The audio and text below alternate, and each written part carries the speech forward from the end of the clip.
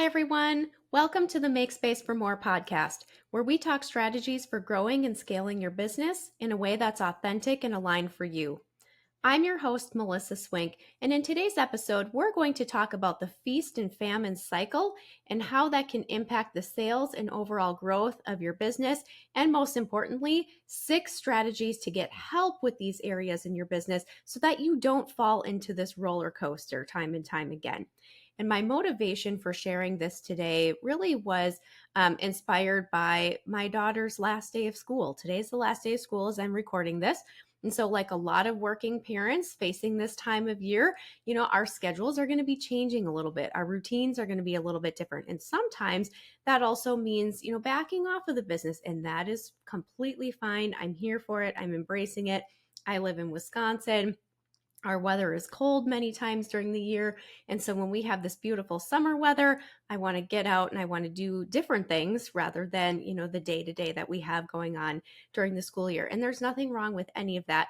But when I was thinking about this, I was thinking about how can I avoid that feast and famine cycle in my own business and make sure that I am putting the time in and leveraging the help of my team to keep our sales consistent and our growth consistent during the summer months. And, first things first, want to check in with you and see, have you heard of the feast and famine cycle?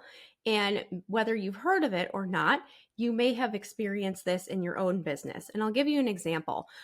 When I was working as a solopreneur, I would experience times where we had a lot of new clients coming on board. We had a lot of new projects coming in, and I was spending a lot of my time working in the business, serving these clients, delivering on these projects.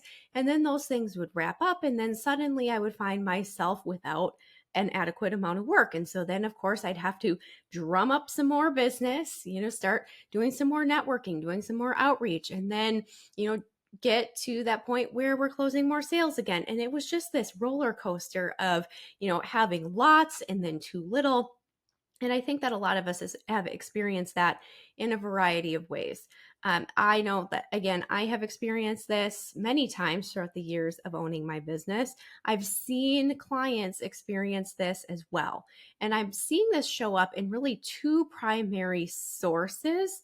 And then we're going to talk about how we can get help from others, maybe team members that you have or a virtual assistant team like ours can help you maintain some consistency and increase the growth in sales in your business so that we're able to level off and avoid this roller coaster effect that I'm about to describe. But I'm seeing this in a couple of ways. Just like I had mentioned, client work, struggling to balance working in the business versus on it. We get into these busy seasons, and it can be really hard to balance getting the work done, which is extremely important. We want happy customers, happy clients. We want to deliver on the things that we said we were going to and serve them well. But then sometimes working on the business and doing business development and sales and marketing takes a back seat because there's only so much that we can focus on at a time. There's only so many hours in the day. I also see this seasonally. So like I had mentioned, summer is one where I see clients kind of taking their foot off the gas pedal a little bit. I know I myself will be doing some of that. There's nothing wrong with that. However, I also see this during the holiday season as well, I should mention. Those are 2 times of the year that I really observe this in my own life and certainly with our clients as well, where, right around Thanksgiving, that's kind of the time that people start getting busier with family activities, getting ready for, holiday celebrations. There's a lot happening at school, I know, during that time. And so things kind of taper off during the last 6 to 8 weeks of the year, and then we drum back up and are highly motivated in January. I see that feast and famine cycle happening seasonally as well. And the reality is that we are going to experience busy times in our business. We're going to experience times where our family and other activities are going to take more of a priority over the work that we're doing, and there's nothing wrong with that. But I highly recommend getting help from others, not only to balance, but even increase your sales and your growth during these busy times, during these, different seasons of life. And so I'm going to share with you today 6 ways that a virtual assistant, or, if you have other team members, you have an assistant, how others can help you accomplish this and get off of that roller coaster of lots of growth and then lots of dry times and dry spells as well when it comes to your sales and incoming growth. So, the first way that you can leverage help from others in avoiding that feast and famine cycle and increasing your sales is to track leads and follow up activities. So, you may have heard that statistic, the rule of 7, where it takes 7 impressions in order to bring somebody from a place of just discovering you and your services to actually doing business with you. Now, there's a lot of debate on, is that number higher? Sometimes that number is lower. Sometimes I get a glowing recommendation from another contact that I have, and that person is like, yep, I know I want to work with you. Let's talk about it. I'm excited. Sometimes, that's 7 fewer touches. That's fewer than 7 touches, I should say. And sometimes it's more. It just kind of depends on your type of business and how long your sales cycle is. But what's super important is that we get some help with tracking those leads and tracking those potential customers and following up on a regular basis, because we don't want those opportunities to slip through the cracks. I know there have been plenty of times where I've had a conversation with a potential client, and for whatever reason, it was not the right time for us to work together, but the door was open for future opportunities. If I didn't have help with keeping track of who those people are and following up with them on a regular basis, I'm losing those opportunities automatically just by having them fall off my radar. And this might sound familiar for you as well. So getting a VA or an assistant or somebody on your team to help kind of own and keep track of those relationships and nurture them throughout the course of the year, whatever timeline kind of makes the most sense based on their situation, is hugely beneficial for not letting those opportunities that you've already worked for slip through the cracks. Okay, example number 2, list building. List building is another one that you can get some help with, especially if your pipeline is a little bit lower than you would like it to be right now, or maybe you are interested in pursuing some new opportunities and you're looking for some potential contacts and connections that you can make to grow that new area of your business. Having a virtual assistant help you with that list building, great place to start. I'll give you an example of this. One of our clients was interested in obtaining a list of businesses within a certain mile radius of his office currently, of firms that were owned by people who may be retiring in the next 5 to 10 years. And he was interested in acquiring their book of business and bringing that into his own office under their umbrella of services. So our team was able to spend some time researching this criteria for him and creating a list of people that he can begin to reach out to and establish some relationships with. Again, he's a busy person. He's meeting with his own clients. He's running his company. He has an office of service providers that he's working with. He doesn't necessarily have time to do this himself, or maybe it's something he intended to do himself, but it just kept being put on the back burner because there was always something more urgent, more important, and more pressing that he needed to spend his time and attention on. It's great to have an extra set of hands to support you and help keep these things moving forward. Okay, I'm going to go ahead and piggyback on this example and this story with item number 3, which is outreach campaigns. So using that same client as an example, once we built a list of, I think we had about maybe like 50 people who fit this criteria, we then worked with him to design a series of touch points using a variety of communication methods in order to start reaching out and nurturing those relationships, with ultimately the goal of having that opportunity to potentially buy out that business when that owner became ready to retire. And so our virtual assistant team, and again, for you, if you have a VA team, or if you're looking for a VA team, something to keep in mind of something that they could help you with. If you have an assistant or an existing team, get some help with this. get some help with not only building up your pipeline, but then also making a plan for how are you going to consistently reach out to them. And also, most importantly, who can help you do so, again, for that consistency, because your plate is full, right? The title of this podcast, or the name of this podcast, Make Space for More. You have a full plate, and we need to look at ways that we can make space to allow in more growth and scalability in your business, and getting help from others is definitely key to that. Okay. Number 4 is new product or service launches. This is something that you can get help with from, others in order to move these projects moving forward, because you are likely spending a lot of your time on the existing business that you have, creating the products that you have currently, servicing the customers you have currently, and you know that there are other opportunities to maybe serve these clients or bring in new clients. And again, really easy to put that on the back burner, especially when work is busy or we're taking some time to enjoy with our loved ones and our family members during key times of the year, like summer, vacations, holidays, things like that.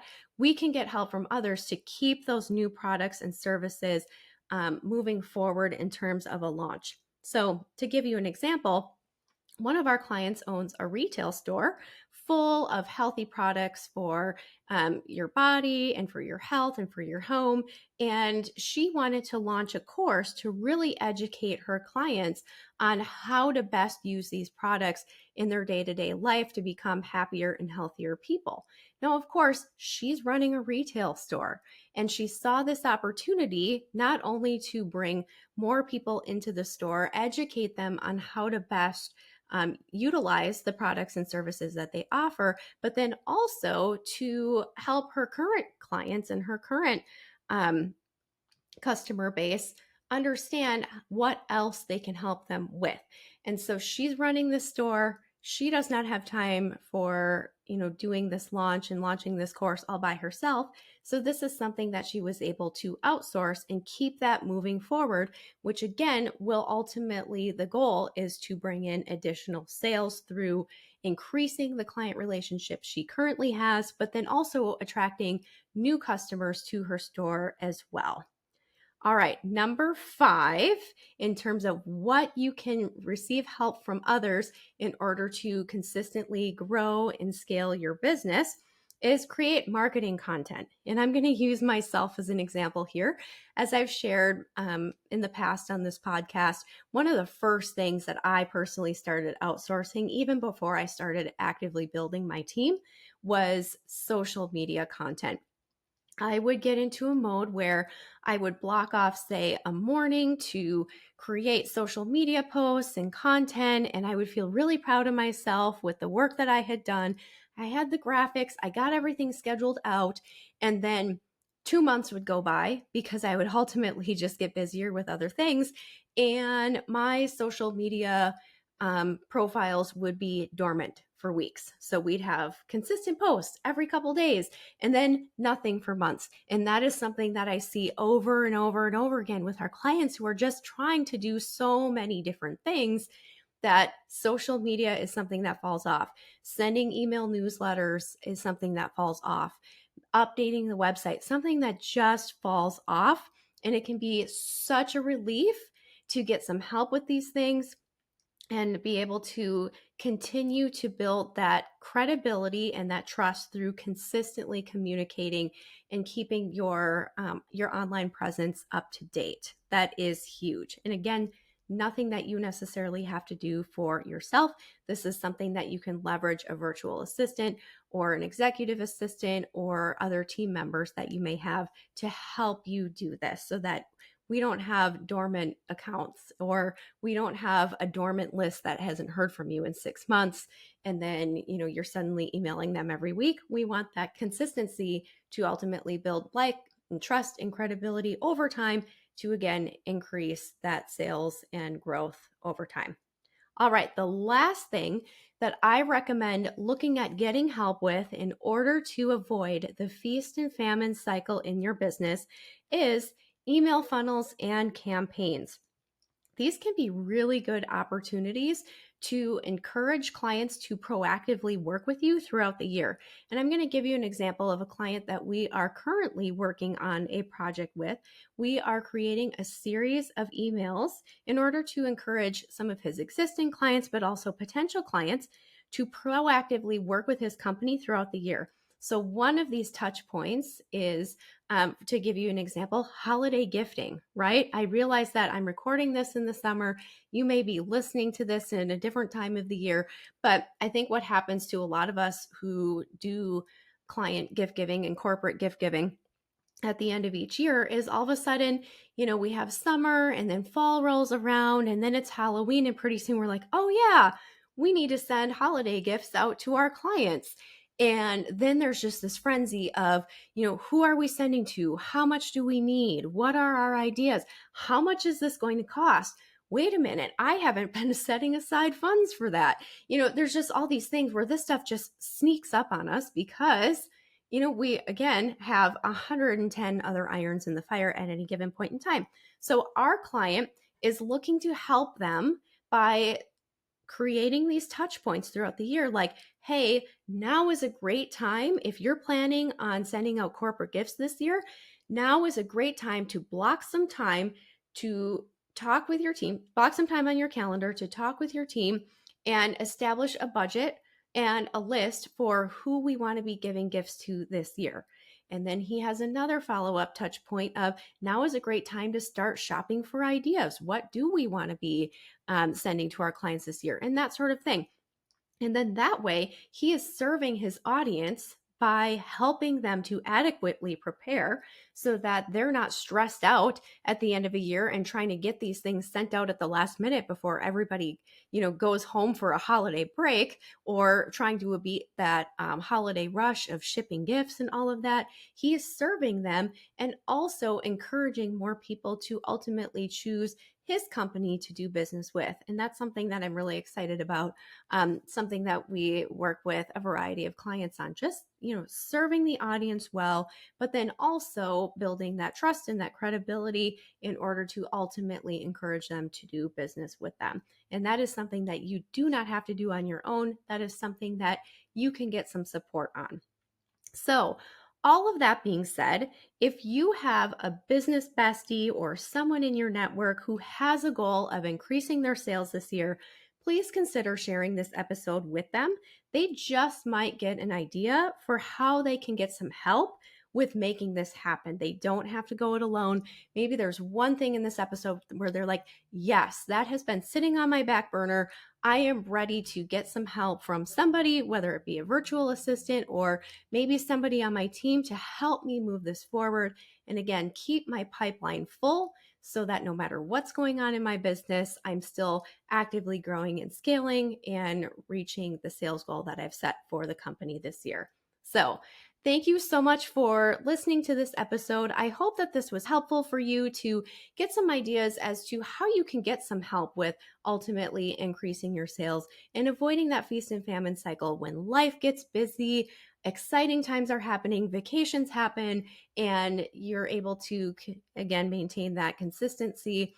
And so that you're not, on that roller coaster of, we have great months and we have really crappy months in our business. So thank you so much for your time today. I encourage you to follow and subscribe for future episodes to learn more about how you can grow and scale your business beyond you. Have a wonderful day, and we'll talk to you in the next episode. Bye-bye. Thank you for tuning in to another episode of Make Space for More. We know these insights are valuable, and we hope you are inspired to keep growing your business beyond you. Remember, growth is a journey, and you don't have to go it alone. Until next time, keep automating, delegating, and elevating your business. This is Melissa Swink, and I'll see you on the next episode of Make Space for More.